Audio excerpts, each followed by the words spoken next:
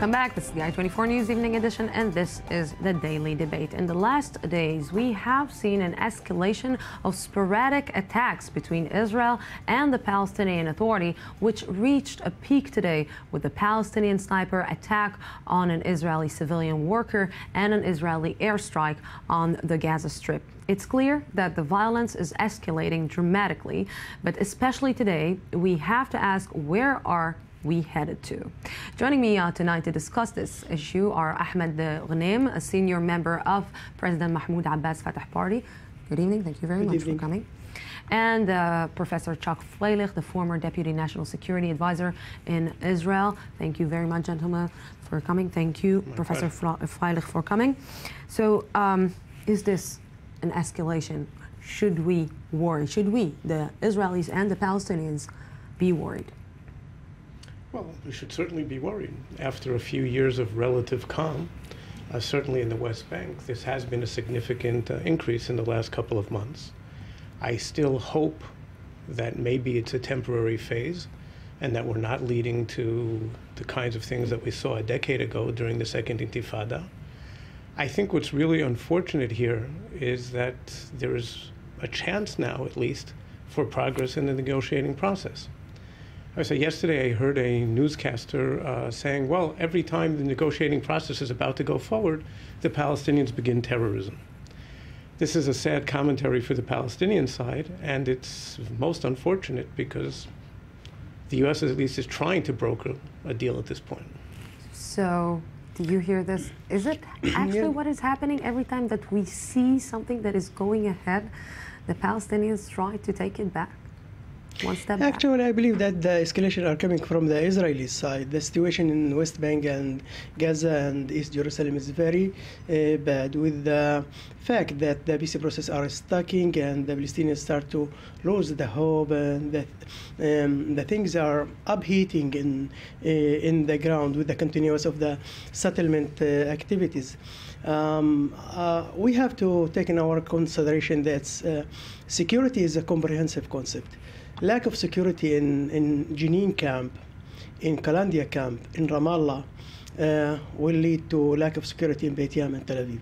We have to understand that and to see the things with two eyes, not just to focus about what's happening in Israel. So what you're saying is actually that the Palestinians cannot control in their own territories, their own people, with their own police forces?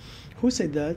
The Palestinian security services succeed to reduce the violence in Israel and in the area to the zero level. But the escalation during the last 5 years, the escalation coming from the Israeli side had increased the possibility for the confrontation back between the two sides. We are controlling the situation. The Palestinian security services controlling the situation. But people are asking themselves, are we serving the continuous aggression against the Palestinian people today?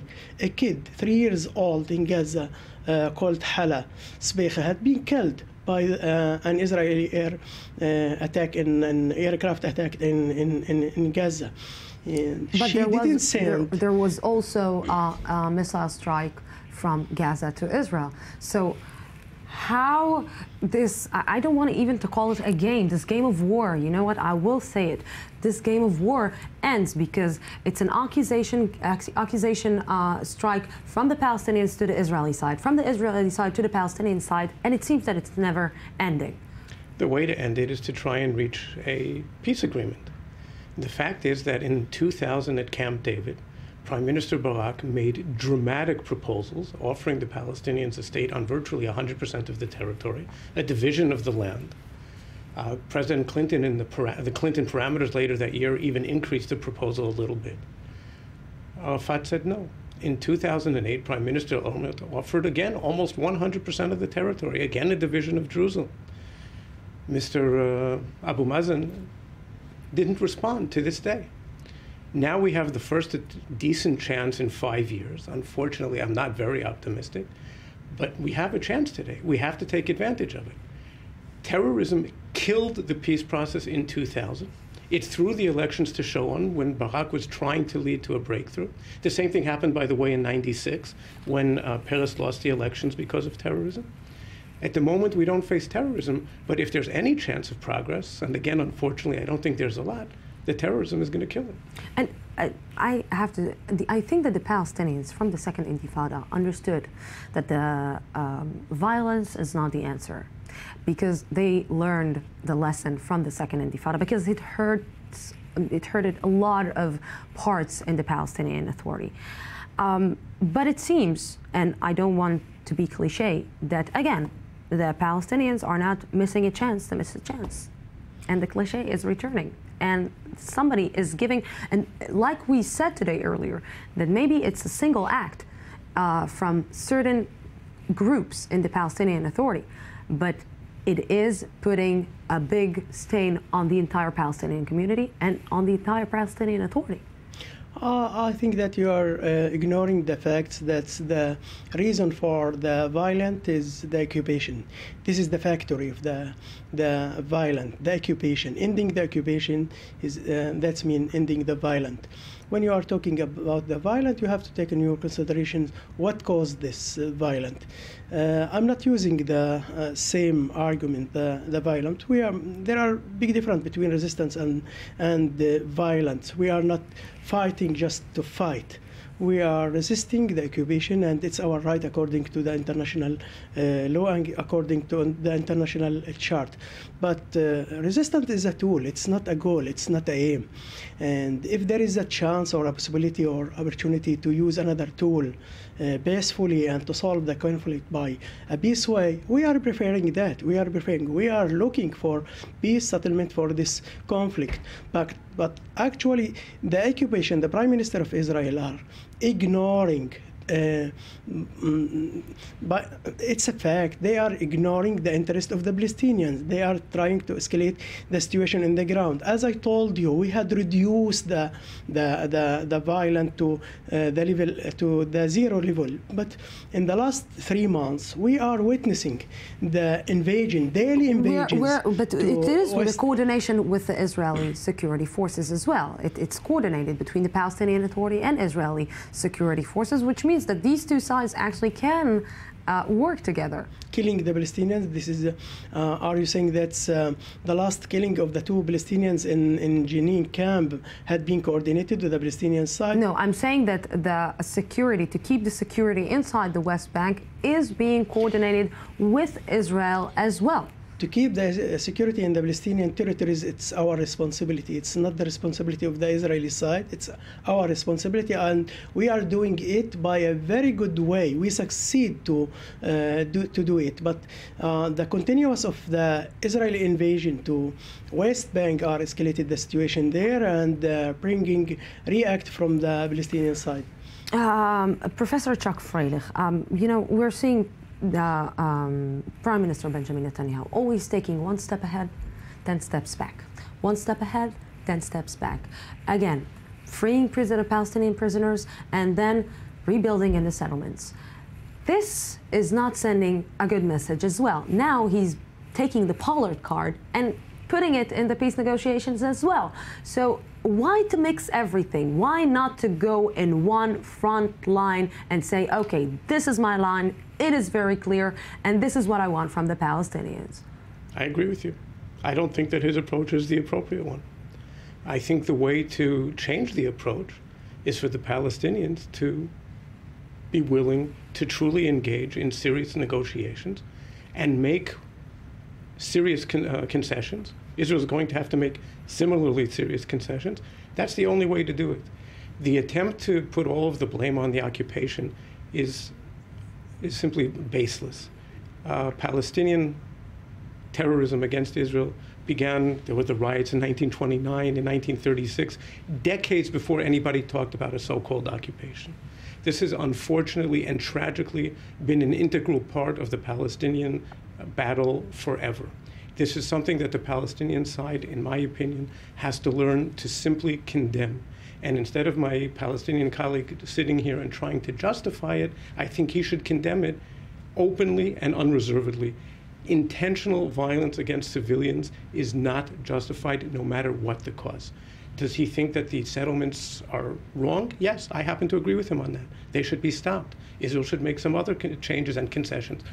You cannot use terrorism as a tool of policy under any circumstances. There is a point, and I'm trying to understand it, because we remember the period of time, everybody who's living in this region, we remember the period of time when bombs were exploding in buses. This week we had a simple reminder, a small reminder for that. We know how much the Palestinians remember what a big hit they got from the Israeli side when these acts were happening in Israel. Is it in their benefits actually to continue and to do something like this again? Look, I was one of the members of the first Intifada. I was active in the second Intifada too. Maybe I was one of the leaders of the second Intifada too. So I'm just want to clarify that violent and aggression are coming from the Israeli side, and it's bringing the react from our side. Why is leadership supposed to take in its consideration its experience and to learn from its experience? We learn from our experience. I am not looking for third Intifada, but I am hearing the third Intifada knocking the door. It's so closed to the ears, and I believe that what happened in Bet Yam and what are happening today too is signals which are saying that upheating are coming, and the situation will be escalated more if we are not preventing that. If you asking me, where are the responsibility? It's in the two parts. We are responsible for preventing the new escalation between the two sides and the next confrontation between the Palestinian and the Israeli people, but it's the responsibility of the occupation. You know, I have to tell you that right now, it's a very good time for Abu Mazen actually to take control, and this is from what we're seeing and what we're reporting here every day. This is a very good time for Abu Mazen to take control on the West Bank because of the situation in Hamas in the Gaza Strip, because Hamas is isolated in the Gaza Strip, is not getting the popularity that it should be, and Fatah right now has an enormous power in the West Bank and even in the Gaza Strip. Why isn't President Mahmoud Abbas taking this advantage, taking this opportunity, and actually going with it one step ahead? President Abbas is carrying the responsibility, and he succeeded to prevent violence, and he reduced the violence since he had been appointed as a president. And we know that our differences with Hamas is about who will rule the country or the authority, but the threat are coming from the Israeli side. It's not coming from Hamas side. It's coming from Israel. Our differences with Israel is more deep than our differences with Hamas. It's possible to solve the differences with Hamas by the continuous dialogue between the two sides, but I am not sure that with continuous of the dialogue, with this misleading process that are doing by the Israeli government, we will come to end the occupation. One last sentence. What is Israel missing in this point? What is Israel doing wrong in this stage? Well, because I believe that Israel doesn't want to strike again, and Gaza doesn't want to get into another operation, neither in Gaza and probably not in the West Bank. Well, I would hope that the Prime Minister will be forthcoming in the negotiations, because that's the only way to hopefully lead to a resolution of the real problem. The question that Israel faces at the moment is, on the one hand, when our civilians are being attacked, how do we protect them? And we must protect them. That is our duty as a country and a government. And on the other hand, in the end, it becomes a tit-for-tat situation. It doesn't really solve the problem. So do you show some restraint and decide to hunker down in this case? Or do you respond? So far, the response has been to respond. Let's hope that too will understand that there's a big sign right now. We're going out for a break. Thank you very much for you both. Thank you. Going out for a break, small break, and then we're back. Don't go anywhere.